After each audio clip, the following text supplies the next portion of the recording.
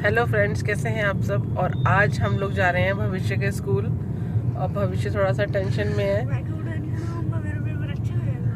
इसके पेपर अच्छे हुए हैं, लेकिन आज पता चल जाएगा कि एग्ज़ाम कितने अच्छे गए हैं, क्योंकि हम लोग जा रहे हैं कॉपी शोइंग के लिए और साथ में जा रहे हैं अनिल। आज वेडनेसडे है, इसलिए अनिल और हम साथ में ही जा रहे हैं, नहीं तो फिर मुझे अकेले जाना पड़ता। तो चलिए चलते हैं।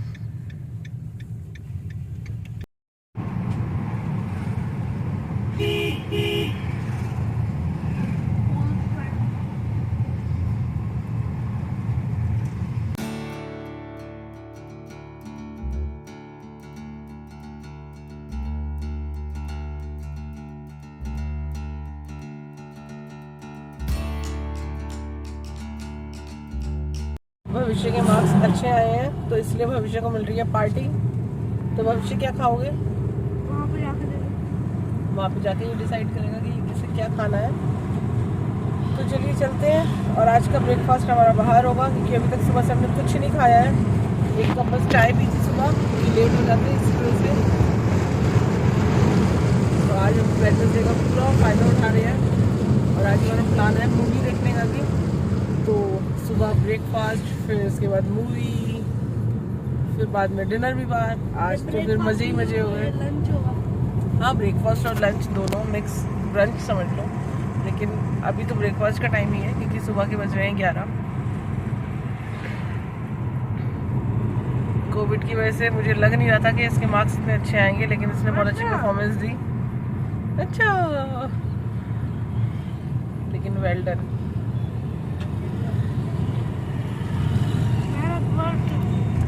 क्योंकि सब कुछ ऑनलाइन था, ऑनलाइन बच्चों को इतना समझ में नहीं आ रहा था।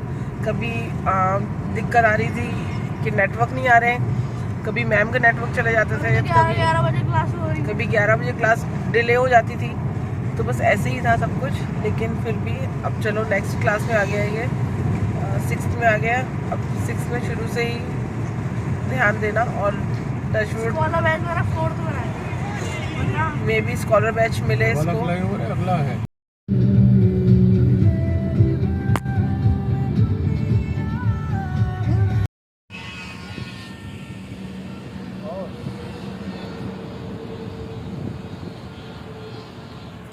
हम लोग आए हैं यूपी 22 वेज ढाबा।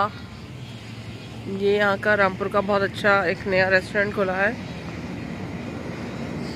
हम पहले भी कई बार आ चुके हैं जब बच्चे थे यहाँ पे। अभी वो लोग नहीं है तो, लेकिन कोई बात नहीं। और यहाँ लोग बच्चों का एक प्ले सेक्शन बना हुआ है।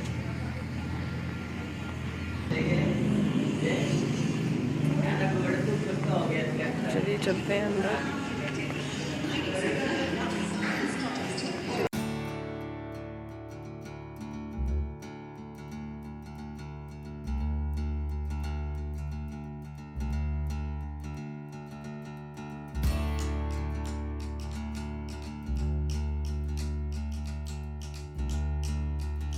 तो यहाँ से हम डिसाइड करेंगे कि हम लोगों को क्या खाना है। तो ये है यहाँ का मेन्यू कार्ड।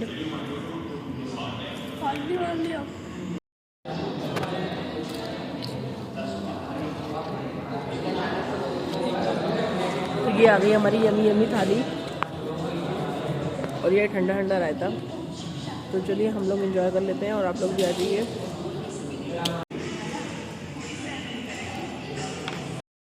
खा लिया पी लिया, मस्ती हो गई।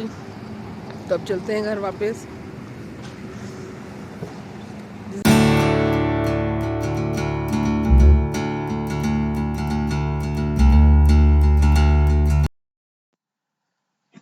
तो यहाँ मैं घर वापस आ गई थी, और आने के बाद हम औरतों को ना काम सारे याद रहते हैं कि एक के बाद एक कौन सा काम करना है। तो यहाँ मुझे आज मीठी सौंठ बनानी थी।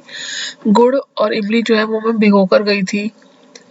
तो यहाँ ये मैंने इमली ली है, और ये गुड़ है। ये आधा किलो से ज़्यादा गुड़ है ये। और ये 250 ग्राम के करीब मैंने ली है इमली।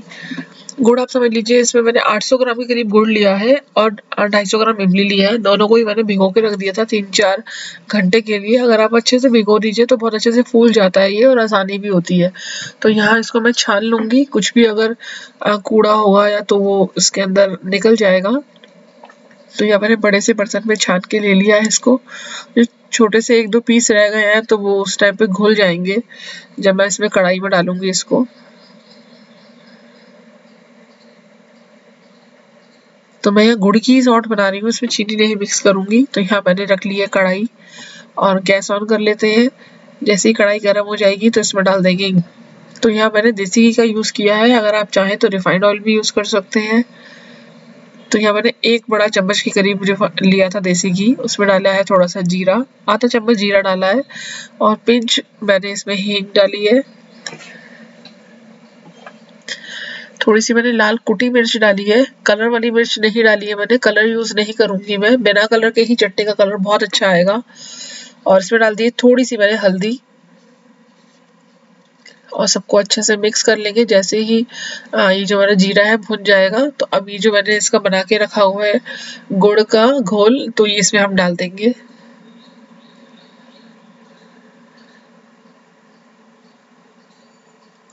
और मैं आपको बता दूं ये 800 ग्राम के करीब गुड़ था, तो मैंने इसको 1 गिलास पानी में भिगो दिया था। 1 गिलास पानी काफ़ी था। उसके बाद ये देख लीजिए कितना पतला हो गया है ये। तो इसको हम बॉयल आने देंगे, कम से कम 5 से 7 मिनट में इसमें बॉयल आ जाएगा। तो यहाँ इसमें बॉयल आ गया है। अब ये जो इमली है इसको हम अच्छे से कर लेते हैं। तो मैं इसको मिक्सी में चलाऊंगी जिससे इसकी अच्छी सी पेस्ट बन जाए।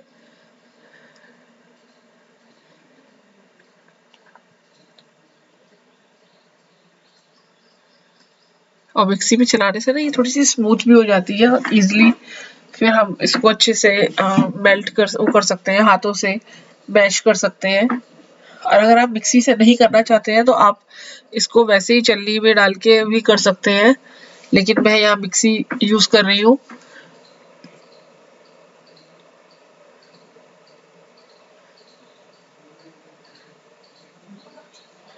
तो यहाँ मैंने इसको पीस लिया है और दिखाती हूँ मैं कितना स्मूथ सा मैंने इसको पेस्ट बनाया है।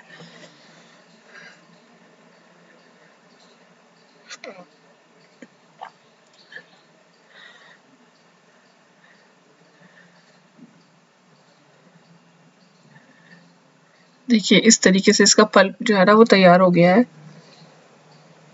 कितना गाढ़ा है ये। और इसको हम छान लेंगे। उसी बर्तन में मैं इसको भी छलनी से छान लूंगी, क्योंकि अभी भी इसके अंदर कुछ गुठली या कुछ रेशे होंगे। तो यहाँ मैंने अभी छलनी ले ली है।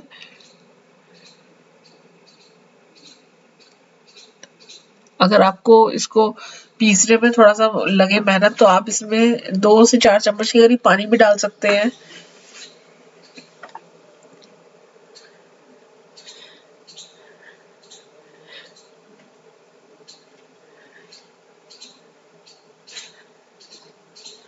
तो यहाँ मैं इसको छलनी में अच्छे से कर ले रही हूँ। और ये छलनी जो थी ना वो छोटी थी, उससे बहुत टाइम लग रहा था।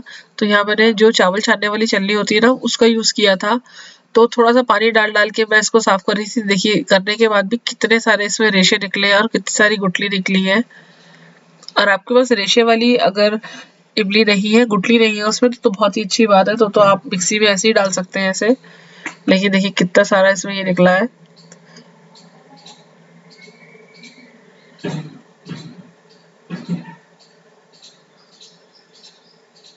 तो यहाँ मैंने पानी डाल के इसको इतना कर लिया है। तो इसमें मैंने 1 से 1.5 गिलास के करीब पानी डाला था बाद में।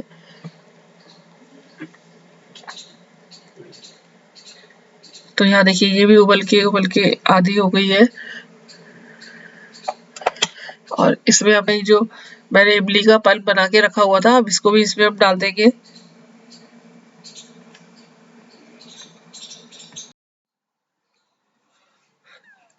तो देखिए 2 बार छलनी से छानने के बावजूद भी कितना सारा कूड़ा इसके अंदर अभी रह ही गया है। छोटे छोटे जो तिनके रह गए ना, ये जब मुंह में आते हैं तो बहुत ही खराब लगता है। तो इसीलिए इसको हमें छानना जरूरी है।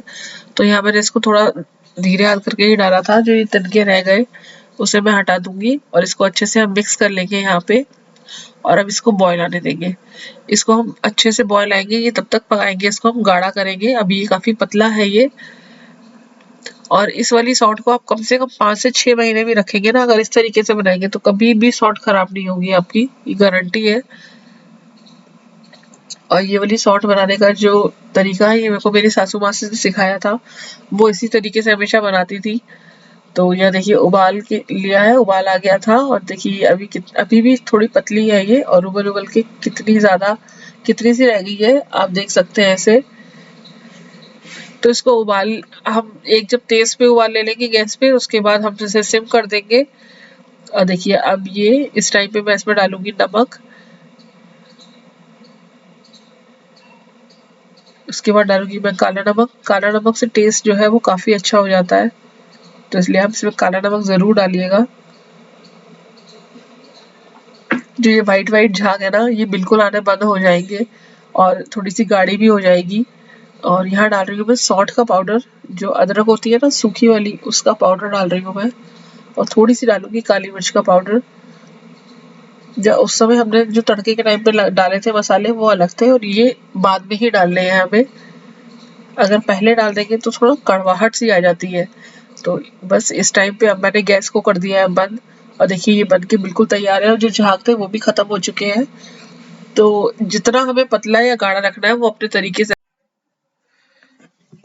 तो यहाँ मैं डाल रही हूँ खरबूजे के बीजे।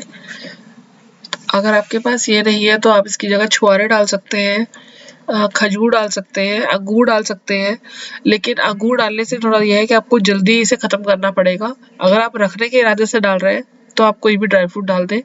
तो मेरे बच्चों को यहाँ पे ये ज़्यादा पसंद है खरबूजे के बीजे, तो इस वजह से मैं ये डाल रही हूँ।